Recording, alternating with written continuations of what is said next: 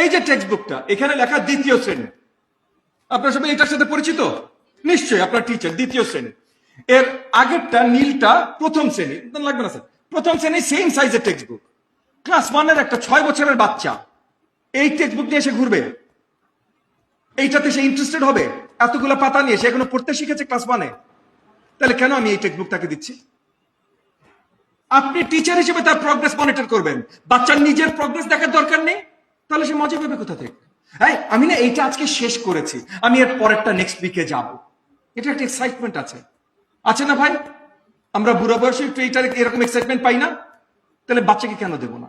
আমার কেন, মানে বেসিক ডিজাইনই তো গলদ ভাই, এটা কেন হবে? আপনি 5 পাতা 10 পাতা করে এক একটা চ্যাপ্টার এক একটা টেক্সট বুক বানান না, একটা text book should be 10 text books. এটার ভেতরে ডিজাইন আমি বাদই দিলাম। আমি কতবার আজকে এখানে টেবিলে যারা আছেন তারা সবাই অতি পরিচিত, আমি এনসিটিপি কে কত কত নিন্দা জানি, কত নেতিবাচক ভাষায় আমি এনসিটিভি নিয়ে কথা বলি, এটা ওনারা জানেন। আমি এখন আজকে এখানে মিডিয়া ক্যামেরা আছে, এটার আমি ওই ভাষা ব্যবহার করব না।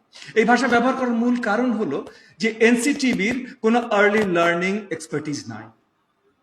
আমার প্রাথমিকের দরকারই ভাই আর্লি লার্নিং এক্সপার্টিজ, অন্য কোনো কিছু আমার দরকার নাই। রকেট সায়েন্স শিখাইতে আসি না আমি প্রাথমিক বিদ্যালয়, ফাউন্ডেশনাল লার্নিং দিতে এসেছি, বেসিক ভাষা শিক্ষা দিতে এসেছি, বেসিক নিউমারেসি শিক্ষা দিতে এসেছি। এই জিনিসটা যতক্ষণ পর্যন্ত আপনি না বুঝবেন, বেসিক ভাষা শিক্ষার জন্য কি লাগে, যেমন আজকে ওনারা জানালেন না যে একটা সায়েন্স আছে, pedagogy is actually a science. এটা র্যান্ডম আলোচনা না, হ্যাঁ এখনো এটা ইনএক্সাক্ট সায়েন্স, মানে মেকানিক্যাল ইঞ্জিনিয়ারিং এর মতো এক্সাক্ট সায়েন্স এখনো হয়নি, তবে কাজ চলছে।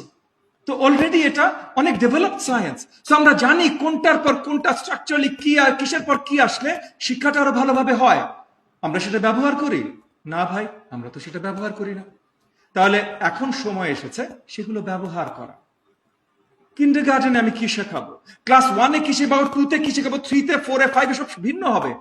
এই যে ল্যাঙ্গুয়েজ লার্নিং নিয়ে কথা হচ্ছে, ল্যাঙ্গুয়েজ লার্নিং আমরা সেটাই 4টা জিনিস: শুনে বোঝা, বলা, পড়তে পারা, মানে শুনে বোঝা, বলে বোঝানো, পড়ে বোঝা, লিখে বোঝানো, 4টা।